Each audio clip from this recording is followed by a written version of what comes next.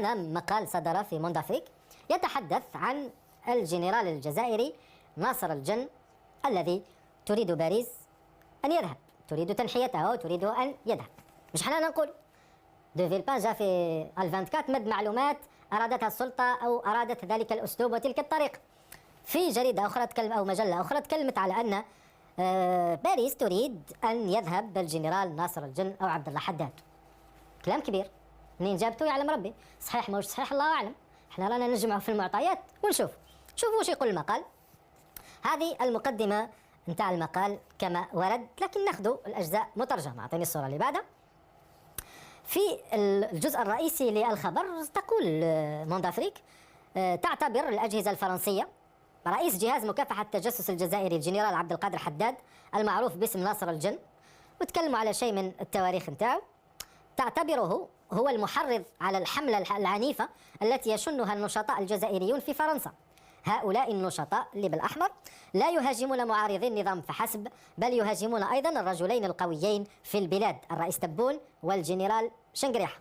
إذا موند أفريك خرجتنا بمعلومة، قالت باللي باريس تريد أن يتم تنحية أو إبعاد الجنرال عبد الله حداد أو المعروف بناصر الجن. لماذا؟ لأنه هو مهندس بحسب المجلة، هو مهندس النشاط، سواء نشاط المعارضين من الجهتين، يعني الذين يعارضون تبون وشنقريحة في الخارج هي تقول، والنشطاء الآخرين الذين يعارضون معارضي تبون وشنقريحة، هكذا تقول موند أفريك.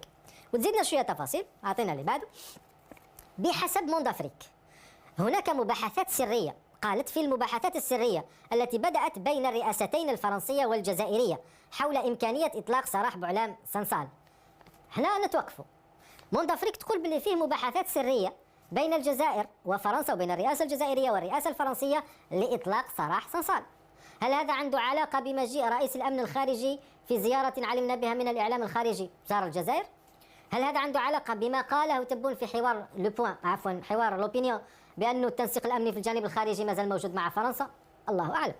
لكن قالت بأنه في مباحثات سرية، وأن هذه المباحثات اللي هدفها إمكانية أو تدور حول إمكانية إطلاق سراح سنصال اتسعت رقعة المفاوضات لتشمل عددا من القضايا الحساسة، حيث وضع كل طرف شروطه للخروج بنتيجة تضع حدا للعلاقات التي أصبحت متوترة للغاية بين البلدين منذ الاعتقال التعسفي لسنصال.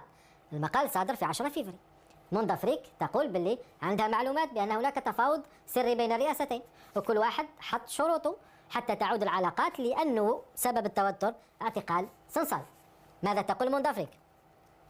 اللي بعده تقول إن رئيس مكافحة التجسس الجزائري الجنرال ناصر الجن الذي تشتبه فرنسا في أنه في قلب الصراع بين البلدين يرى أن موقفه قد ضعف، وأن رحيله أصبح ممكنا في الأسابيع القادمة بسبب المبادرات العديدة التي قام بها في غير أوانها لتأجيج الجمر بين باريس والجزائر، ناهيك عن صواريخ سكود التي أرسلها هذا الضابط العسكري العتيد إلى رئاسة الجمهورية وهيئة الأركان عن طريق وسطاء من أصحاب النفوذ.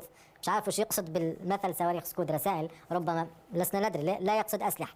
لكن قالوا بأن رئيس مكافحة أو الجنرال ناصر الجن تشتبه فرنسا بأنه هو السبب في التوتر، وأنه هو لو عارف باللي أيامه قليلة، وربما الآليات أو الإجراءات اللي قام بها بتحريض المعارضين ولا معارضين المعارضين بحسب موند أفريك أن هذا سيؤدي إلى ذهاب. قالت أيضا موند أفريك لعبة ناصر الجن المزدوجة كان بإمكانها الشخصية القوية أن تحد من مجال تحرك الرئيس الذي أعيد انتخابه. يعني مشات موند أفريك هنا في واحد التفصيل في علاقة الجنرال ناصر الجن وعبد الحداد دون عبد الله ولا عبد القادر والله ما على بالي مع رئاسة، مشات في شيء من التفاصيل. قالت كان بإمكانه أن يحد من مجال تحرك الرئيس، أن يكون معك أفضل من أن يكون ضدك. عقب ذلك فترة طويلة من المفاوضات التي أفضت في النهاية وخلافا لكل التوقعات إلى تعيين الجنرال حداد رئيسا لمكافحة التجسس، ولكن كما قيل لنا، هكذا تقول موند أفريك، بعد أن تظاهر بالانضمام إلى جماعة الرئيس. طبعا هم يتكلموا على فترة قبل توليه المنصب، لأنه خلف مسؤول السابق الذي أحيل التقاعد بسبب المرض، والحادثة تاع يوم العيد اللي قالوا تبون لناصر الجن قال له وجد روحك وما إلى ذلك، بحسب الجريدة بأنه هو لعب لعبة وأصبح محسوبا على الرئاسة، واختار هذه اللعبة والرئيس وثق فيه ووضعه على رأس المؤسسة. أعطيني اللي بعده، التفصيل اللي بعده. ومع ذلك فإن هذا الرجل القوي في الأجهزة الجزائرية قد يتم إبعاده في الأسابيع المقبلة باسم التسوية الواسعة التي يتم صياغتها بشق الأنفس بين باريس والجزائر العاصمة. تؤكد الجريدة في ثنايا المقال أو المجلة بأنه فيه مفاوضات وفيه بنود يحاولوا يوصلوا لها. واحد من البنود يتفقوا عليها، واحد من البنود ذهاب عبد القادر حداد وعبد الأمام ناصر الجن. وتضيف: والواقع أن الأجهزة الفرنسية ترى فيه المحرض الحقيقي على الحملة التي يشنها في فرنسا على شبكة التواصل الاجتماعي عدد من المنتسبين إلى الصف الثاني من أصحاب كذا وكذا وكذا. المهم القصة وما فيها، موند أفريك أعطتنا زوج معلومات. قالت بأنه هناك مفاوضات سرية بين الرئاسة في الجزائر والرئاسة في فرنسا لإطلاق سراح بوعلام صنصال. دومينيك دو فيلبان كان متفائلا بحل الأزمة بين الجزائر وفرنسا، وذكر صنصال بما سمعته، وقالت بأنه فرنسا تعترض على أو تعتبر أن ناصر الجن هو سبب التوتر بين الجزائر وفرنسا. دي معلومات أمنية خطيرة. موند أفريك تكلمت عليها. الجرايد نتاعنا كامل النهار كامل يحكون على خفض التقاعد 3 سنوات وتمديد عطلة الأمومة من 3 شهور ونص إلى 5 شهور. خدموا شوية كونتراتات. هل هذه المعلومات صحيحة؟ معلومات خاطئة؟ هل ستكون هناك تسوية؟ هل هي مفاوضات؟